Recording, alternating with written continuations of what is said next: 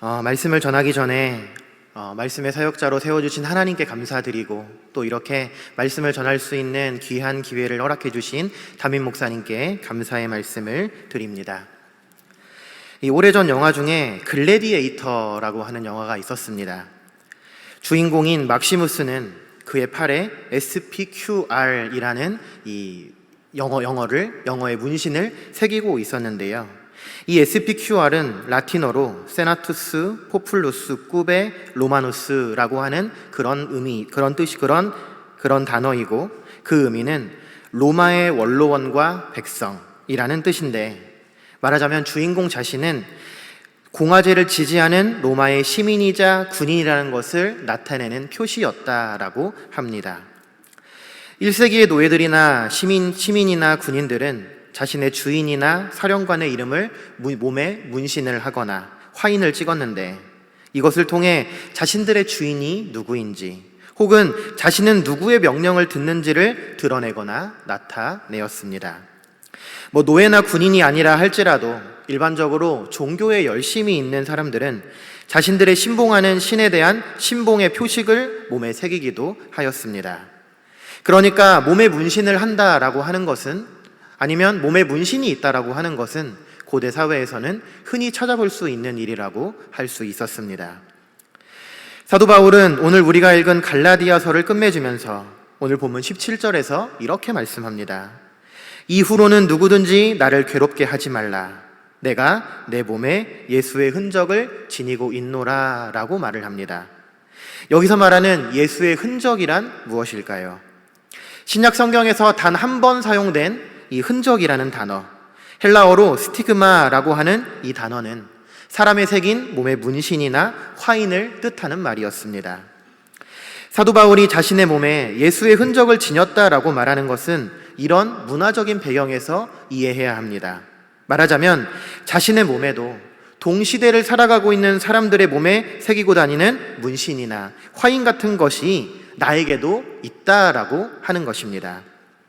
나는 예수 그리스도를 믿고 예수 그리스도를 섬기는 사람인데 나도 너희들처럼 어떤 문신이나 흔적이 있다라고 하는 것이죠.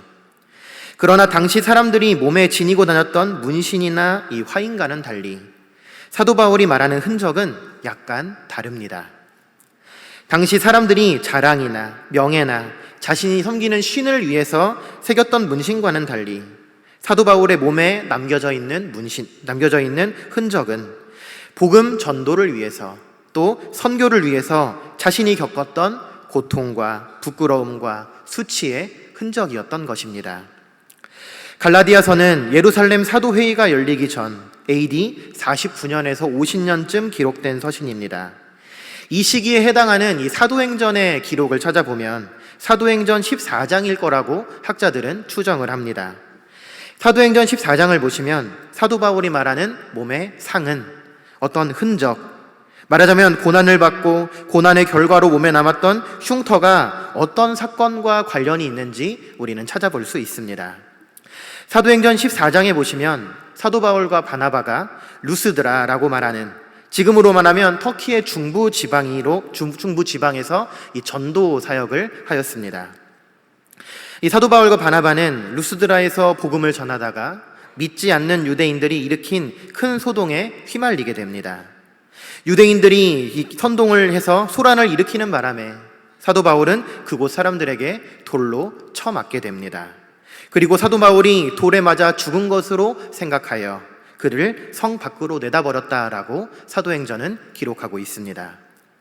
그런데 참 놀라운 것은 사도 바울이 정말 사람이 볼 때 거의 죽었다 싶을 정도로 정말 그런 상태까지 이 외관이 그렇게 내몰렸는데 비정상적으로 그렇게 급속하게 회복되어서 마치 아무 일도 없었다라는 듯 루스드라 성으로 들어갔다가 그 다음날 더베로 향하였다라고 성경은 기록하고 있습니다. 그러니까 목숨이 경각에 달렸던 상황에서 상처를 속히 회복하게 하시는 하나님의 특별한 능력이, 특별한 은혜가 있었다라는 것을 성경은 암시하고 있는 것입니다. 무지막지하게 돌로 침을 당하고 거의 죽기까지 했던 사건이라면 그의 몸에는 그로 인한 상처, 상흔이 남아있지 않겠습니까? 우리가 흔히 강가에서 볼 수 있는 그런 매끈매끈한 돌이 아니라 길거리에 나뒹굴고 다니는, 정말 아무렇게나 굴러다니는 그런 거친 돌, 정말 이 모서리가 바짝바짝 서 있는 그런 돌로 맞았으니 머리에 맞으면 머리가 함몰될 수도 있고 골격이 부서질 수도 있고 살에 맞으면 살점이 뜯겨 나갈 수도 있는 것 아니겠습니까? 요즘이야 의학이 발달해서 이 보건 수술을 하기도 하고 상처 입은 다음에 정말 의술로 잘 이렇게 회복시키기도 하지만 고대 사회에서 그런 의술이라고 할 것도 없고 또 그런 중한 상해를 입은 뒤에 기적적으로 살아난다 해도 그 상처와 후유증은 한평생 몸에 지니고 살았을 것이라고 얼마든지 추측이 가능한 것 아니겠습니까? 그래서 사도 바울은 고린도후서 12장 10절에서 이렇게 말합니다. 그러므로 내가 그리스도를 위하여 약한 것들과 능욕과 궁핍과 박해와 공고를 기뻐하노니 이는 약한 그때의 강함이라 그랬습니다. 세상에 약하고 능욕을 당하고 핍박을 당하고 곤란당하기를 좋아하고 기뻐하는 사람이 어디 있겠습니까? 그 누구도 없을 겁니다. 그러나 하나님은 우리가 가장 그렇게 약하게 되는 그때를 자기의 구원의 능력을 드러내시는 분이라고 하는 것을 사도 바울은 자신의 인생을 통해 체험했다라고 하는 것입니다. 그러므로 그리스도인들은 주님을 위한 고난을 자랑하고 주님의 고난에 동참하는 것을 기뻐해야 한다고 우리에게 권면하고 있는 것입니다. 우리가 주님을 믿을 때 우리는 주님으로부터 아니라고 쉬운 인생을 약속받은 것도 아니라는 것을 우리는 기억해야 합니다. 신앙인의 일생은 사도 바울을 비롯한 신약 교회의 모든 성도들처럼 고난을 받을 수밖에 없는 것입니다. 디모데후서 3장 12절에서 사도 바울은 이렇게 말씀합니다. 무릇 그리스도 예수 안에서 경건하게 살고자 하는 자는 박해를 받으리라 그랬습니다. 신앙을 가지고 말씀대로 순종하고 하려면 반드시 세상으로부터 어려움을 겪는다라고 하는 것입니다. 믿음으로 사는 자가 어려움을 겪을 수도 있고 겪지 않을 수도 있고 이런 말이 아닙니다. 반드시 고난을 받는다라고 말씀하고 있습니다. 그러므로 내가 신앙인으로 산다고 할 때, 내가 하나님을 믿는 신자로 산다고 할 때는 그로 인한 핍박이나 반대는 불가피하다라고 생각하셔야 하는 겁니다. 이를 반대로 말하자면 지금 내가 하는 신앙생활에 있어서 아무런 곤란이나 어려움이나 아무런 거리끼는 것이 없다라고 한다면 어쩌면 그 신앙은 주님께서 우리에게 부탁하신 바른 신앙이 아닐 수도 있음을 우리는 기억해야 합니다. 우리가 읽은 갈라디아서는 사도 바울이 쓴 서신 중에 가장 논쟁적인 서신입니다. 그 이유는 자신이 전도해서 세운 교회 안에 유대인 이단자들이 들어와서 이제 믿기 시작한 신자들을 거짓말로 유혹했기 때문에 그들의 거짓된 가르침을 반박하고 구원의 바른 가르침을 확증하기 위해 쓴 서신이 갈라디아서입니다. 유대교 이단자들은 갈라디아 교회에 들어와서 그들에게 유혹하기를 예수 그리스도의 이름으로 세례를 받고 믿는 것 중요하고 너무나 좋지만 그것만으로는 되지 않는다라고 가르쳤습니다. 구원에 이르기 위한 충분 조건으로 예수 그리스도를 믿는 세례와 함께 유대교에서 말하는 할례를 받아야 하고 그들이 지키는 장로의 유전을 같이 지키게 될 때야 비로소 너희들이 구원을 받을 수 있다라고 그렇게 가르쳤습니다. 그런데 안타깝게도 갈라디아에 있는 이 이방인 신자들이 이런 유대교 이단들에게 너무나 쉽게 넘어갔다라고 하는 사실을 사도 바울이 보고를 받게 됩니다. 그런 소식을 듣고 사도 바울은 큰 충격과 분노를 느꼈습니다. 그래서 급하게 오늘 우리가 읽은 이 갈라디아서를 갈라디아 교회에 보내게 되었는데 그 내용은 한 가지입니다. 우리가 구원을 받기 위해서는 할례를 받을 필요도 없고 개인의 공적을 쌓아야 할 필요도 없고 선행을 하지 않아도 된다라고 하는 것입니다. 구원의 충분하고 완전한 조건은 예수 그리스도를 믿는 그 믿음 한 가지면 된다라고 사도 바울은 이 서신을 통해 단호하게 말하고 있는 것입니다. 사람이 할례를 받고 유대교의 절기를 지키고 장로들의 유전을 따라 사는 것이 사람들에게 자랑할 수 있고 드러내는 일에는 효과가 있을지 모르지만 그러나 구원받는 일에는 아무런 효과가 없다라고 가르친 것입니다.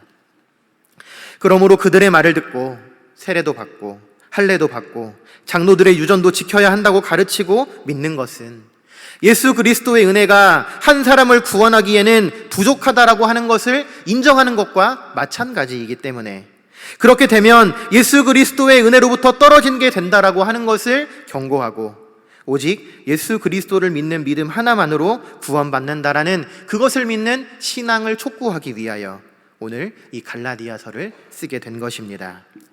그리고 오늘 사도 바울은 갈라디아 교인들에게 구원은 예수 그리스도를 믿는 것밖에 없음을 말한 후에, 그리고 나서 이렇게 말합니다.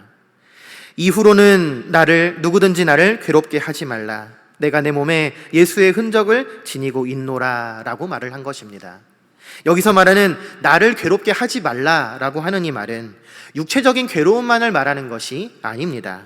이 말은 교인들이 구원의 진리에서 떠나는 것을 봐야만 하는 영적이고 정신적인 고통을 말하고 있는 것입니다. 그러면서 그는 마지막으로 자신이 가르쳤던 구원의 진리를 확증하기 위하여 이 말을 하고 있습니다. 내가 내 몸에 예수의 흔적을 지녔노라 라고 말합니다. 이 말은 사도 바울이 자신의 사도권을 방어하기 위한 그런 의도도 내포되어 있습니다. 이 말을 조금 설명하자면 이렇습니다. 만일 자신이 예수 그리스도의 참된 사도라고 한다면 그가 가르친 모든 복음의 진리도 참된 것으로 인정할 수 있고 사람들이 그렇게 받아들일 수 있습니다. 왜냐하면 사도가 한 말은 예수 그리스도께서 하신 말씀과 동등한 권위를 갖기 때문입니다. 그러나 반대로 자기 자신이 사도가 아니라고 한다면 자기가 가르친 것은 오류가 있을 수 있는 절대적인 것이라고는 할 수 없는 것입니다. 당시 고린도 교회를 비롯해서 사도 바울이 세웠던 이방인 교회에서는 사도 바울을 반대하는 세력이 사도 바울이 가졌던 이 사도권을 반대하고 부정하는 움직임이 있었거든요. 그들이 사도 바울의 사도권을 의심에 제기한 이유는 그의 가르침을 훼손하고 복음 전도를 방해하기 위한 목적이 있었기 때문입니다.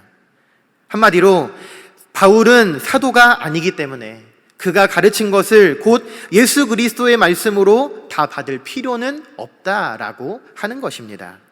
그래서 사도 바울이 전한 그 복음의 내용을 깎아내리고 싶어 했고 적극적으로 반대하기 위하여 사도 바울을 공격하였고 심지어는 그의 외모부터 시작하여 그의 언변까지 공격하는 지경에 이르게 된 것입니다.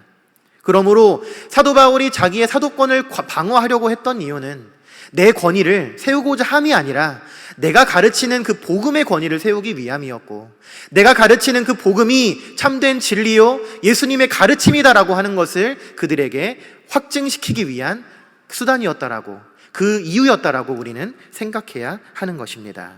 그렇기 때문에 사도 바울이 서신에서 자신의 사도권을 그렇게 방어하고 자신의 사도권을 강조하고 있는 것입니다. 고대 헬라의 역사가이면서 역사가의 아버지라고 불리는 헤로도토스는 고대 이집트에 있던 헤라클레스의 신전에 관해 언급하면서 이런 말을 합니다.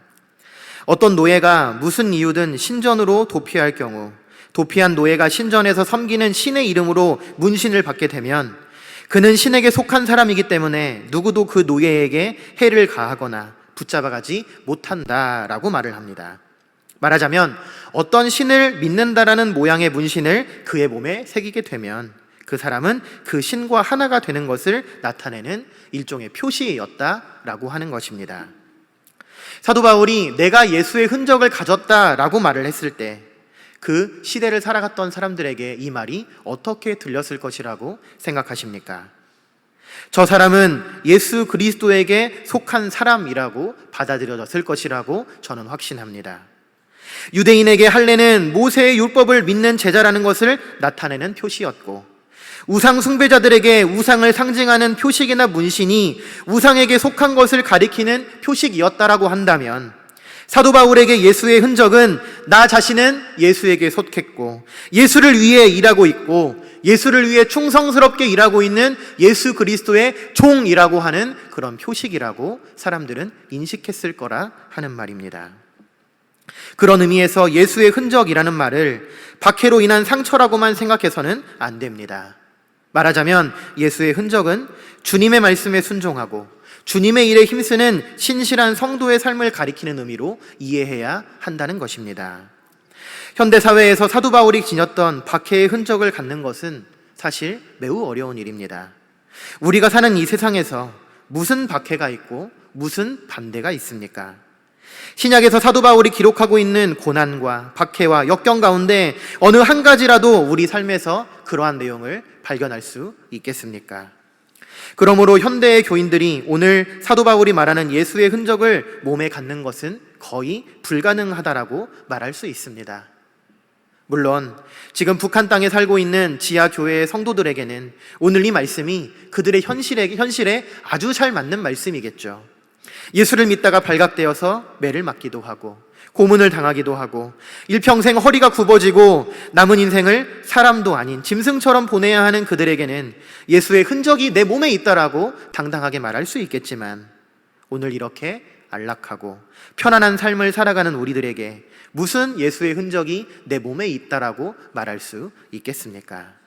그러나 그런 신체적인 상흔은 없다 할지라도 주를 위해 살았다라는 헌신의 결과로서, 주님을 위해 봉사하고 복음을 전했다라는 개인의 역사로서 예수의 흔적은 우리의 인생에 반드시 있어야 하는 것 아니겠냐, 그 말입니다. 헌신의 결과로 상을 주시는 판단은 예수 그리스도께서 하시는 것이지만, 상을 기대하며 헌신하고 노력하는 그 모든 것은 우리 스스로의 책임이라고 할 수 있는 것입니다. 내가 했던 노력과 충성과 헌신이 얼마나 하나님께 인정받을지는 모르겠지만, 어쨌든 나로서는 최선을 다해 하나님께 헌신하고 봉사하는 그런 삶을 살아야만 적어도 내가 주님 앞에 섰을 때, 주님, 내가 적어도 이런 삶을 살았습니다, 주님, 내가 적어도 주님을 위해서 이런 삶을 살았습니다 라고 말할 수 있는 것 아니겠냐, 그 말입니다. 사실 예수 그리스도를 위해서 받은 흔적이 내 몸에 있느냐 없느냐가 중요한 것이 아닙니다. 훨씬 더 중요한 것은 예수 그리스도를 위해 진실하게 헌신한 개인의 역사가 있느냐 없느냐 하는 것입니다. 언젠가 제가 전문 산악인의 인터뷰 내용을 봤던 적이 있습니다. 그는 세계에서 유명한 산들을 다 정복했다라고 하는 사람인데, 특이한 것은 양손에 손가락이 하나도 없었습니다. 그 이유는 등산을 하는 중에 동상에 걸리면 손가락을 그렇게 하나씩 잘라나가게 되었는데, 산을 오르다가 결국 10개의 손가락을 모두 다 절단하게 되었다라고 하는 것입니다. 그리고 인터뷰를 하는 동안 손가락이 없는 자신의 손을 자랑스럽게 보여주었습니다. 그에게 손가락이 없는 몽당손은 불구가 아니라 자랑스러운 흔적이라고 할 수 있는 것입니다. 왜냐하면 손가락이 없다라고 하는 것은 자신이 선택한 등산가라고 하는 길에서 내가 얼마나 노력했는가라는 것을 증명해주는 증거이기 때문입니다. 그것을 보면서 하나님의 자녀인 나는 과연 어떻게 살아가고 있는지 스스로 자문을 할 수밖에 없었습니다. 그리고 영원한 생명과 상급이 걸린 일에도 용기 있는 모습으로 살아가지 못했는데, 그는 산에 오르는 일을 위해서 10손가락을 다 잃을 정도로 열심을 가지고 살아가는 모습을 보면서 한편으로는 참으로 제 스스로가 너무나도 부끄러웠습니다. 이 세상에서 사회적으로, 그리고 정치적으로, 경제적으로 성공할 수 있습니다. 사람들로부터 박수를 받을 수도 있습니다. 난 사람이라고, 성공한 사람이라는 인정을 받을 만큼 큰 나무와 가지를 이룰 수도 있습니다. 그런데 그 나무에서, 그 가지에서 주님께서 찾으실 만한 열매가 없다라고 한다면 그 나무는 주님께 아무런 의미가 없는 것 아니겠습니까? 비록 가지가 적고 보잘것없는 나무라고 할지라도 주님께서 찾으시는 나무의 열매가 단 하나라도 달려 있다면 그 나무는 주님께 사랑받는 귀한 인생이라고 할 수 있는 것 아니겠습니까? 그리스도인은 복음으로 인하여 구원받은 사람이지만 동시에 복음을 위하여 구원받은 사람이라고 할 수 있습니다. 그러므로 복음을 위한 일을 외면한 채 사회와 경제적으로 얼마나 성공했는지를 논하는 것은 전혀 의미 없는 소리라고 할 수 있습니다. 얼마나 유명세와 인지도를 가졌는지도 주님 앞에서는 다 공허한 것입니다. 얼마나 주님을 위해서 살았는지만이 주님 앞에서 의미 있는 일이라고 말할 수 있는 것 아니겠습니까? 우리 모두는 복음으로 인해 구원받은 사람이지만 동시에 복음을 위해 구원받은 사람입니다. 오늘 내가 예수의 흔적을 가졌다라고 말하는 사도 바울처럼 우리 개인의 역사에 예수의 흔적이라고 말할 만한 내용들이 가득 넘치시는, 그리고 주님께서 받을 상급을 위하여 열심으로 달려가셔서 주님 만나는 그날, 주님 앞에 서는 그날 주님께 칭찬받는 그런 파남의 성도님들이 되시기를 간절히 바랍니다. 우리 함께 찬송하시겠습니다.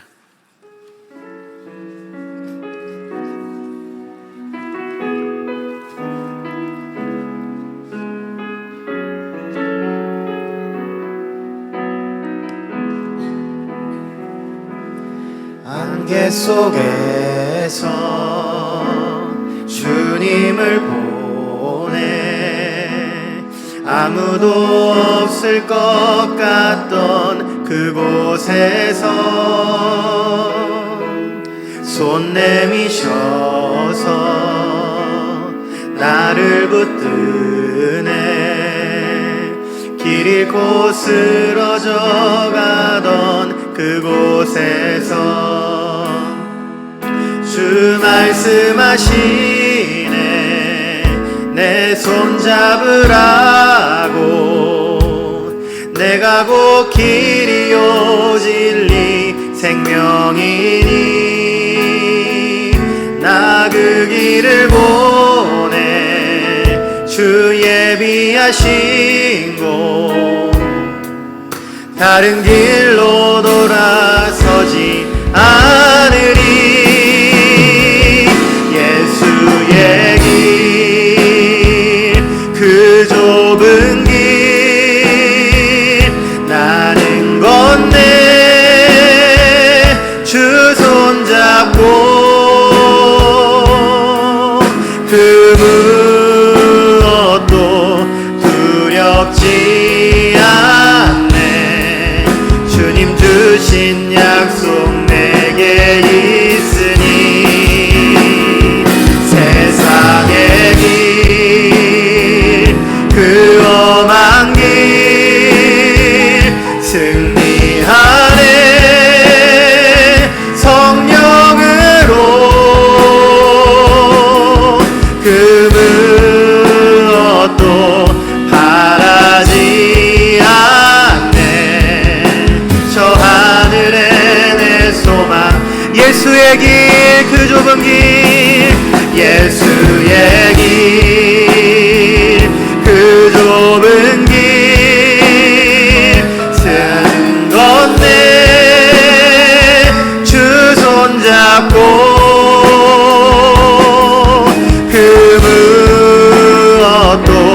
두렵지 않네. 주님 주신 약속 내게 있으니 아멘. 세상의 길, 그 험한 길 승리하네. 성령으로 그 무엇도 바라지 않네. 저 하늘에 내 소망 있으니. 우리 이 시간 함께 기도하시기 원합니다. 하나님, 우리가 신앙생활 하면서 우리의 인생에 정말 예수의 흔적이 있기를 원합니다. 우리의 신앙생활에 예수의 흔적이 있기를 원하오니 우리 인생이 주님을 위하여 사용되게 하여 주시옵시고, 우리의 인생이 주님을 위하여 고난받기를 즐겨하는 우리 그런 인생이 되게 해달라고, 우리 신앙인이 되게 해달라고 이 시간 주님의 이름 3번 간절히 부르짖고 함께 기도하십니다. 주여, 주여, 주여. 아버지 하나님이여 은혜를 감사합니다. 아버지 하나님이여 이 시간 아버지 우리가 주님 앞에 나아가오니 아버지여 우리를 받아 주시옵소서. 아버지여 주신 말씀처럼 우리 인생을 통하여 주님의 흔적이 있는 우리 인생이 되게 하여 주시옵소서.